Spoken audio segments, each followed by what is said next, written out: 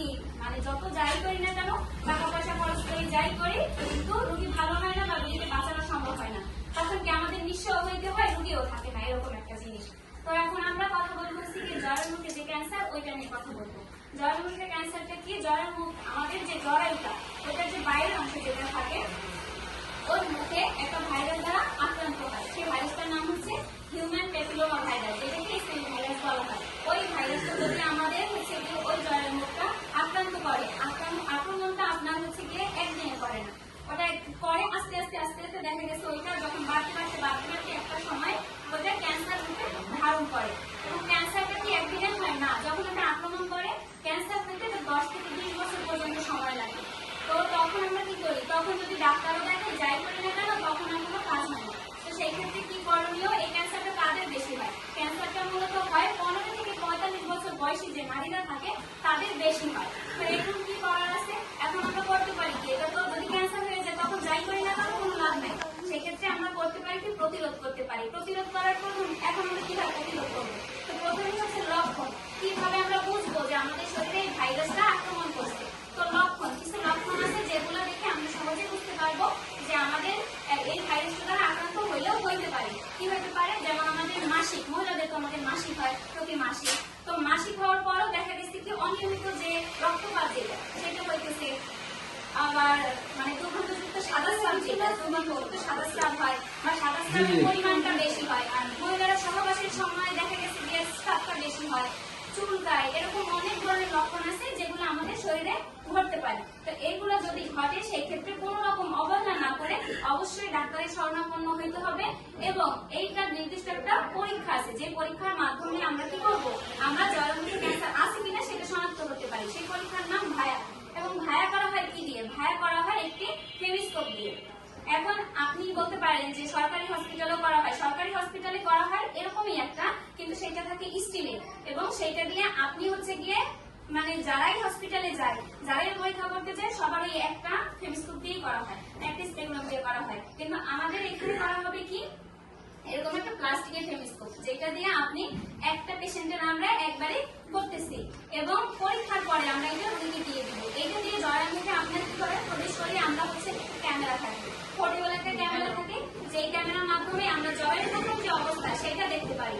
এরপরে আমরা একটা মেডিসিন দিই, যে মেডিসিনটা দেওয়ার পরে আমরা 1 মিনিট পরে আবার হচ্ছে কি ছবি তুলি। ছবি তোলার পরে আমরা দেখি জ্বরের মুখে কোনো পরিবর্তন আছে কিনা। যদি কোনো রকম পরিবর্তন থাকে দেখা যায়, সেক্ষেত্রে আমরা কি বলতে পারি যে এই রোগের সমস্যা আছে।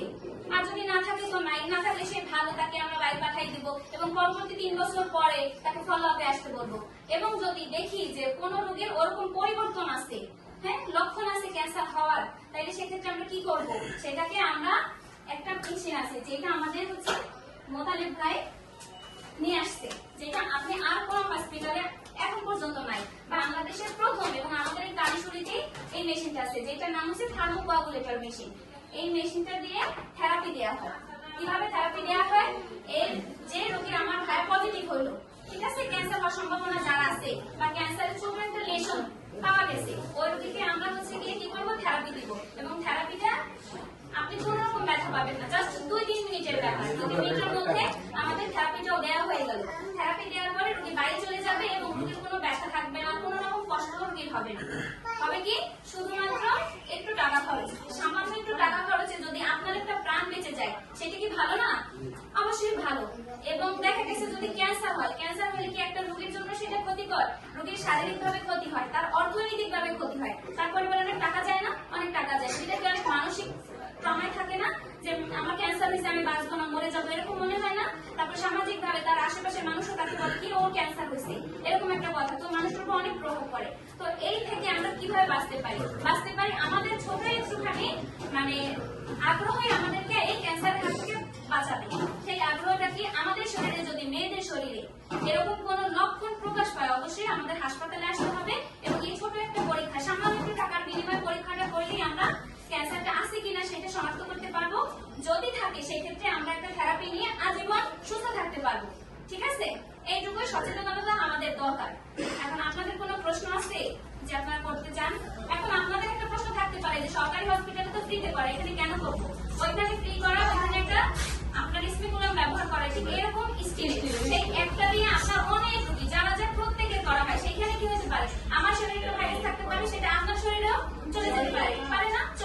পারে, কিন্তু এইখানে এই একটাই আমি 1 রোগীর জন্য ব্যবহার করছি। আপনি আমার কাছে আসলেন, আপনার জন্য আমি এটা ব্যবহার করলাম।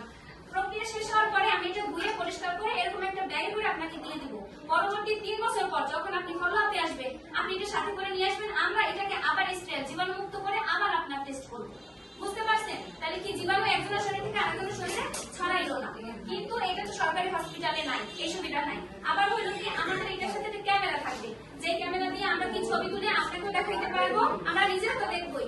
এমনকি আপনি চাইলে আপনি নিজেও দেখতে পারবেন আপনার জ্বরের কি অবস্থা। ঠিক আছে?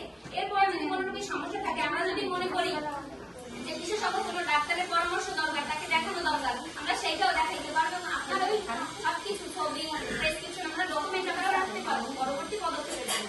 এই সুবিধা আমাদের এখানে আছে এবং এইটা বাংলাদেশে আর কোথাও নেই। মোতালেব ভাই শুধুমাত্র আমাদের দেশে মহিলাদের স্বাস্থ্যের কথা চিন্তা করে এইটা সেই নেদারল্যান্ড থেকে নিয়ে আসছে, শুধুমাত্র আপনাদের কথা চিন্তা করে। এই গেল কথা। এবং যদি পজিটিভ হয়, সেই ক্ষেত্রে দেখা গেছে কি অনেকগুলো টেস্ট আছে, বায়োপসি আছে, প্যাপিসমিয়ার, কলপোস্কোপি, এগুলো তো অনেক টাকা চলে যায়। আর ক্যান্সার হলে তো কোনো কথাই নেই। তো ওই পর্যন্ত না গিয়ে আমরা কি হয়েছে, যদি পজিটিভ পাই সেই ক্ষেত্রে আমরা ওই জীবাণুটা ধ্বংস করার জন্য এই থেরাপি মেশিন ব্যবহার করে আমরা পেশেন্টটাকে নষ্ট করে দিব, জীবাণু একদম ধ্বংস করে দিব এবং রোগীটা সুস্থ থাকবে, রোগীর টাকা পয়সাও খরচ হবে না।